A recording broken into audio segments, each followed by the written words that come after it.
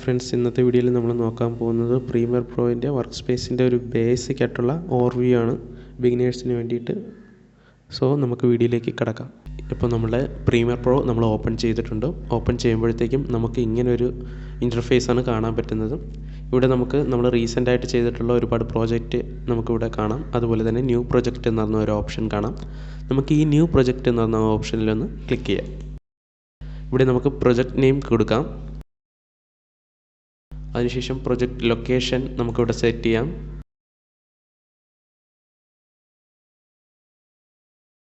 അതിനുശേഷം നമുക്ക് താഴെ ക്രിയേറ്റ് കൊടുക്കാം.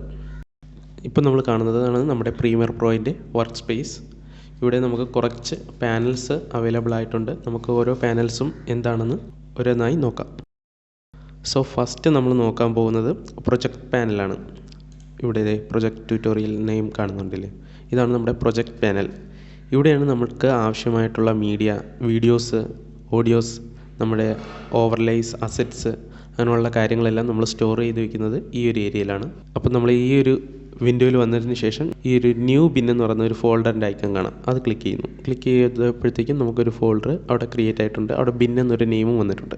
ഞാൻ ഈ നെയിം മാറ്റിയിട്ട് വീഡിയോസ് എന്ന് കൊടുക്കുന്നു. അതിനുശേഷം വീണ്ടും ഒരു ബിൻ ക്രിയേറ്റ് ചെയ്യുന്നു. അതിൻ്റെ നെയിം ഞാൻ ഓഡിയോ എന്ന് കൊടുക്കുന്നു. ഇതുപോലെ നമുക്ക് ആവശ്യത്തിനുള്ള ഫോൾഡേഴ്സ് നമുക്ക് ക്രിയേറ്റ് ചെയ്യാവുന്നതാണ്. നമ്മൾ ഈ വീഡിയോസ് എന്ന് പറയുന്ന ആ ഒരു ബിന്നിലേക്ക് വന്നതിന് ശേഷം ഞാൻ ഡബിൾ ക്ലിക്ക് ചെയ്ത് അതിനുള്ളിലേക്ക് കടക്കുന്നു. അതിനുശേഷം ഞാൻ ഈ ഒരു ഏരിയയിൽ റൈറ്റ് ക്ലിക്ക് ചെയ്ത് ഇമ്പോർട്ട് കൊടുത്തതിന് ശേഷം നമുക്ക് ആവശ്യമായിട്ടുള്ള വീഡിയോസ് ഞാൻ ഇവിടെ നിന്ന് സെലക്ട് ചെയ്യുന്നുണ്ട്.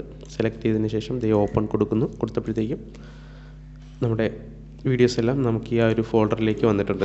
വീഡിയോസ് അവിടെ 4 ഐറ്റംസ് കാണുന്നില്ലേ, അതുപോലെ തന്നെ ഓഡിയോസിനകത്ത് കയറിയിട്ട് റൈറ്റ് ക്ലിക്ക് ചെയ്ത് ഇമ്പോർട്ട് മീഡിയ കൊടുക്കുന്നു. നമുക്ക് ആവശ്യമായിട്ടുള്ള മ്യൂസിക് സെലക്ട് ചെയ്യുന്നു.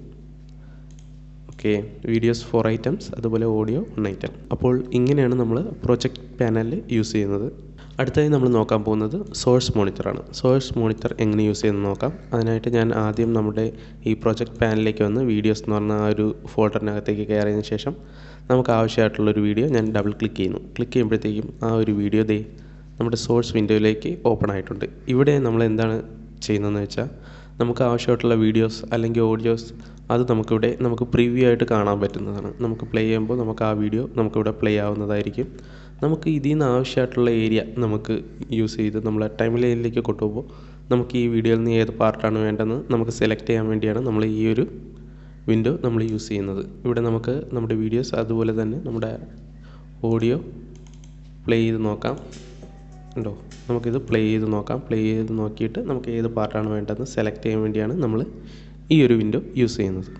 ഓക്കെ, അപ്പോൾ നമ്മൾ പ്രൊജക്റ്റ് പാനൽ കണ്ടു, അതുപോലെ തന്നെ നമ്മുടെ സോഴ്സ് വിൻഡോ കണ്ടു, സോഴ്സ് മോണിറ്റർ കണ്ടു.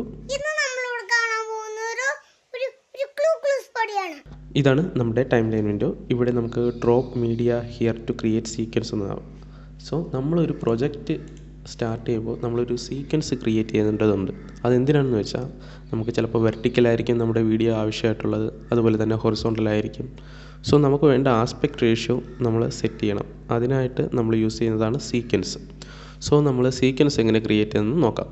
സോ ഫസ്റ്റ് നമ്മൾ ഇവിടെ വന്നിട്ട് പ്രൊജക്റ്റ് പാനലിൽ വന്നിട്ട് ഇവിടെ ഒരു ന്യൂ ഐറ്റം എന്ന് പറയുന്ന ഒരു ഐക്കൺ കണ്ടോ, അത് ക്ലിക്ക് ചെയ്ത് സീക്വൻസ് എടുക്കാം. അപ്പോൾ നമുക്ക് ഇങ്ങനെ ഒരു വിൻഡോ വരും. അല്ലെങ്കിൽ നമുക്ക് ഇവിടെ ഈ ഒരു പാനലിൽ തന്നെ റൈറ്റ് ക്ലിക്ക് ചെയ്ത് ഇവിടെ ന്യൂ ഐറ്റം എന്ന് കൊടുക്കാം. സീക്വൻസ് എടുക്കാം. സീക്വൻസ് എടുക്കുമ്പോഴത്തേക്കും നമുക്ക് ന്യൂ സീക്വൻസ് എന്ന് പറഞ്ഞിട്ട് ഇങ്ങനെ ഒരു വിൻഡോ നമുക്ക് ഓപ്പൺ ആയിട്ട് വരും. ഇവിടെ നമുക്ക് ഒരുപാട് പ്രീസെറ്റ് നമുക്കിവിടെ അവൈലബിൾ ആയിട്ടുണ്ട്. സോ ഞാൻ ഇതിൽ യൂസ് ചെയ്യുന്നത് HD 1080p എന്ന് പറയുന്ന ഈ ഒരു ഫോൾഡറിനകത്ത് HD 1080p 29.97 FPS എന്ന് വെച്ചാൽ നമ്മുടെ 1080p HDയിൽ നമുക്ക് വീഡിയോ കിട്ടും. അതിൻ്റെ ഫ്രെയിം റേറ്റ് 29.97 ആയിരിക്കും. എന്ന് വെച്ചാൽ 30 FPS ആയിരിക്കും.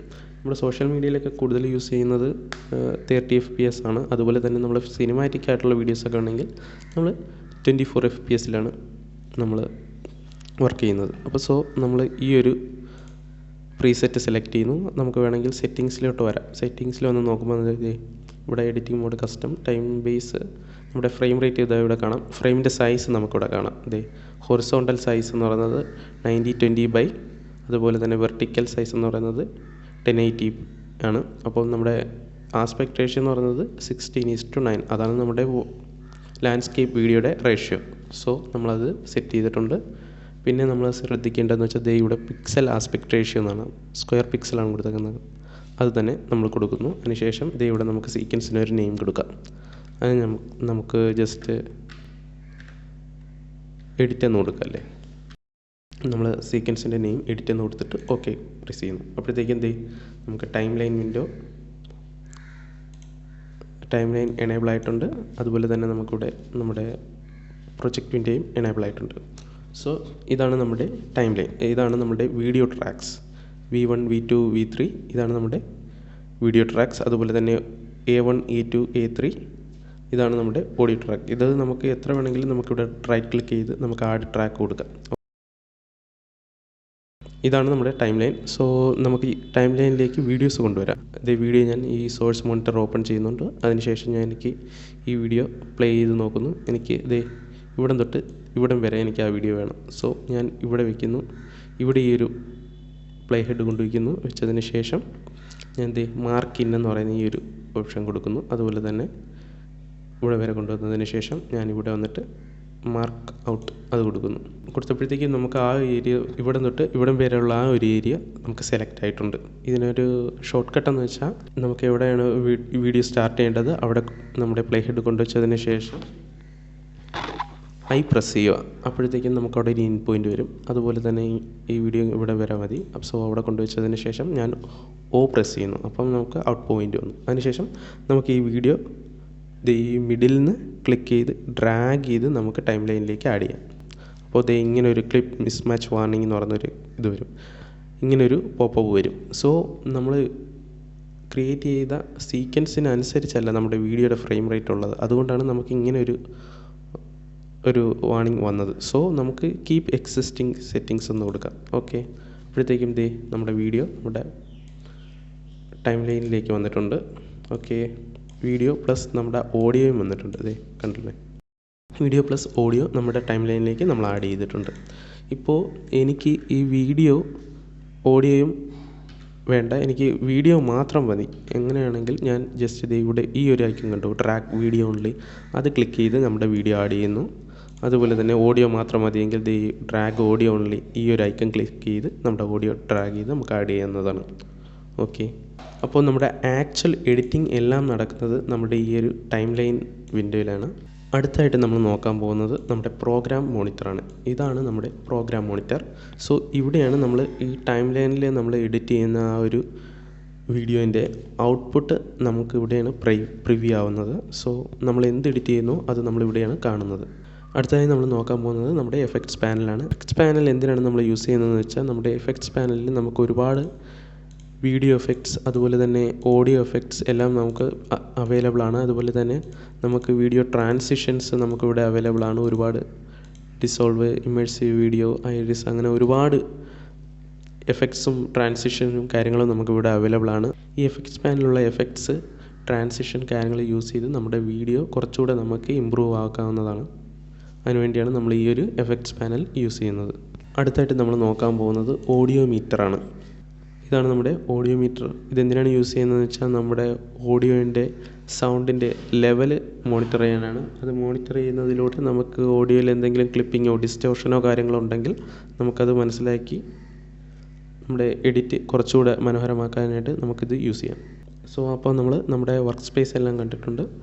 നമുക്കിത് മുകളിൽ ടോപ്പിൽ വിൻഡോയിൽ വന്ന വർക്ക് സ്പേസിൽ വന്നാൽ നമുക്കിവിടെ ഒരുപാട് വർക്ക് സ്പേസിൻ്റെ പ്രീസെറ്റുകൾ അവൈലബിൾ, വർക്ക് സ്പേസിൻ്റെ മോഡ് അവൈലബിൾ ആണ്.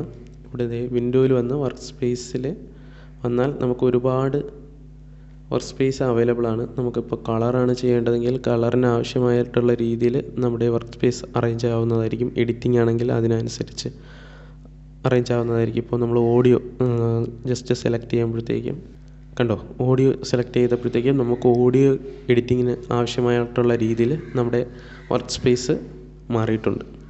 സോ നമുക്ക് ആവശ്യമായിട്ടുള്ള വർക്ക് സ്പേസ് നമ്മൾ എന്ത് വർക്കാണോ ചെയ്യുന്നത് അതിനനുസരിച്ച് നമ്മുടെ വർക്ക് സ്പേസ് നമുക്ക് കസ്റ്റമൈസ് ചെയ്യാൻ പറ്റും ഈ ഒരു പ്രീമിയർ പ്രോയിൽ.